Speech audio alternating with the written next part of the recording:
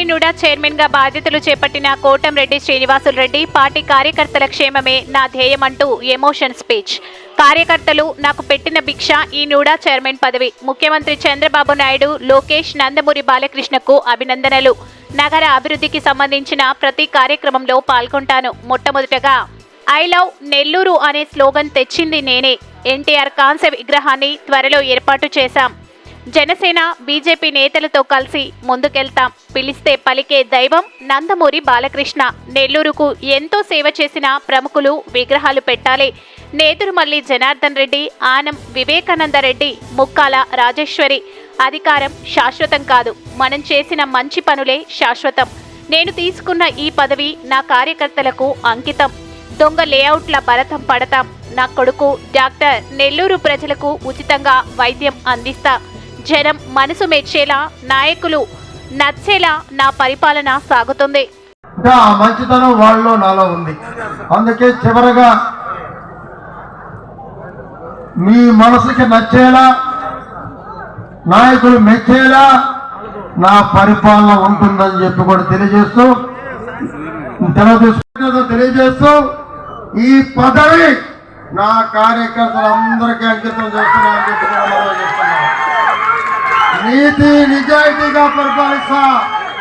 గతంలో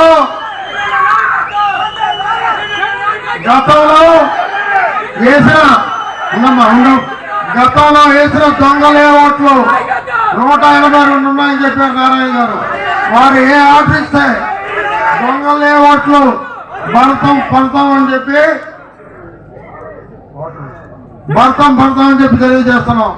ఎందుకంటే ఏ మధ్యరక కుటుంబీకులు కూడా రూరల్ నియోజకవర్గ ప్రజల గుండె చప్పుడు, ఒకనాటి విద్యార్థి నేత, నేటి హ్యాట్రిక్ శాసనసభ్యుడు గౌరవనీయులు కోటమిరెడ్డి శ్రీనివాసులు రెడ్డి గారిని ప్రసంగించాల్సిందిగా కోరుతున్నాం. నేను కానీ కోటమిరెడ్డి శ్రీనివాసులు రెడ్డి గారిని ప్రయాణించాం కాబట్టి అందరికీ తెలిసి ఉంటాయి. కాబట్టి శ్రీనివాసులు రెడ్డి గారు చిట్ట చివరి మాట, ఇందాక చెప్పిన మాట మళ్ళీ చెప్తున్నా. మీరు నుడా చైర్మన్ గా 100 మంది మీకు నచ్చిన, మీరు మెచ్చిన, తెలుగుదేశం పార్టీ కోసం కష్టాల్లో పనిచేసిన కార్యకర్తలకి మేలు చేసి మీ పదవి కాలం పూర్తయినట్టుకి నేనేం చేశానంటే ఇదో నేను ఇచ్చేసా తెలియజేస్తూ ఈ పదవి నా కార్యకర్తలందరికీ అంకితం చేస్తున్నానని చెప్పి చేస్తున్నాను. నీతి నిజాయితీగా పరిపాలిస్తా. గతంలో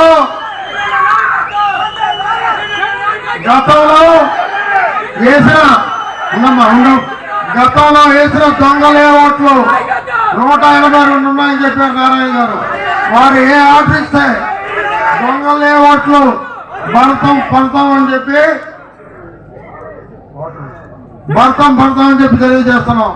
ఎందుకంటే ఏ మధ్యరక కుటుంబీకులు కూడా నా మీద కారు యాక్సిడెంట్ చేసినా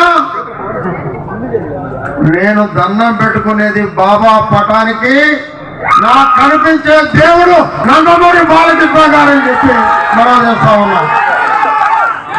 ఇలాగా పిలిస్తే పలికే దేవుడు ఆయన. ఏ రోజైనా కూడా ఇవన్నీ కూడా ఆలోచన చేసి నెల్లూరుని ఒక అభివృద్ధి పొందాలో నడిపిస్తామని కూడా తెలియజేస్తూ మంత్రి గారికి, నారాయణ గారికి ఒక విన్నపం.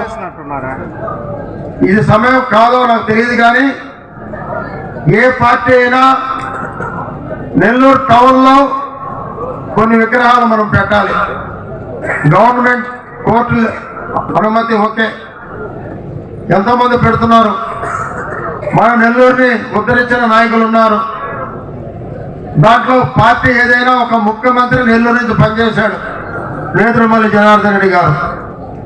తర్వాత ఆనం వివేకానంద రెడ్డి గారు, తర్వాత ముంగమూడు సీతారామకృష్ణారెడ్డి గారు. దాని తర్వాత గిరిజనుల కోసం నిరంతరం పనిచేసి తన జీవితాన్ని దారబోసినటువంటి వెన్నెల కంటి రాఘవయ్య గారు. అదే రకంగా ఒక మహిళగా, ఎంపీగా మనకు పనిచేసి లాస్ట్ క్యాన్సర్ వ్యాధితో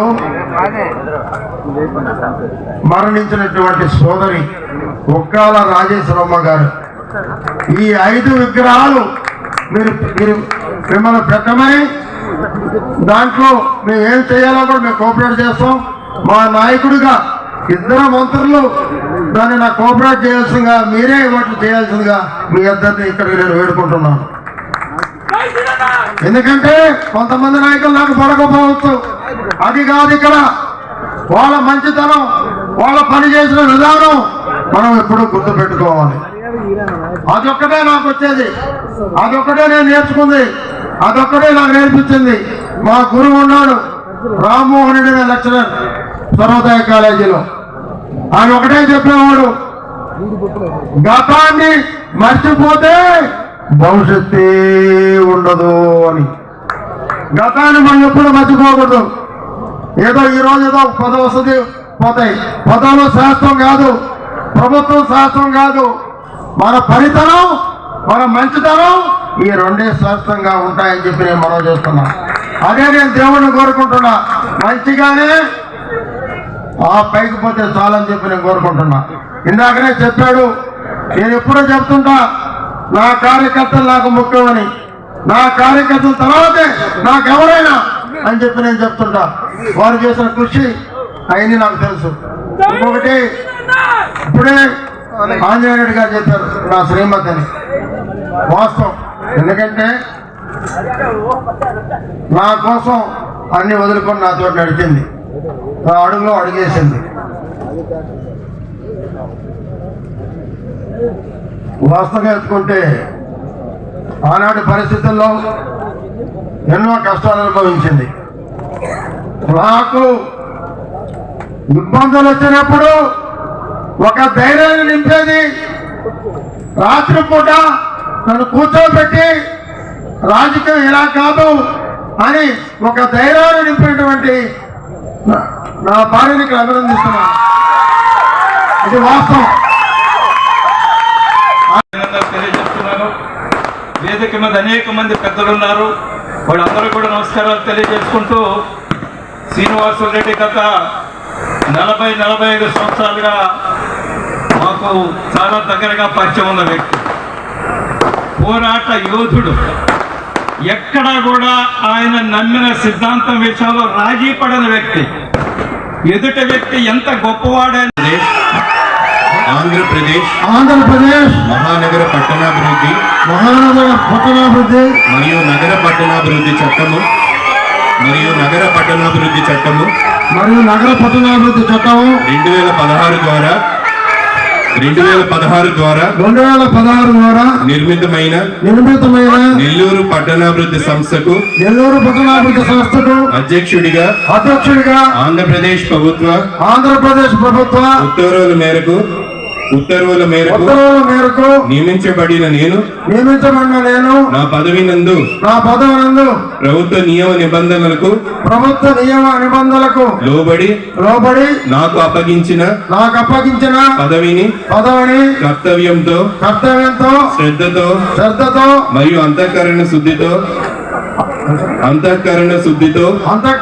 శుద్ధితో నిర్వహిస్తానని దైవ సాక్షిగా ప్రమాణం చేయుచున్నాను. Thank you very much.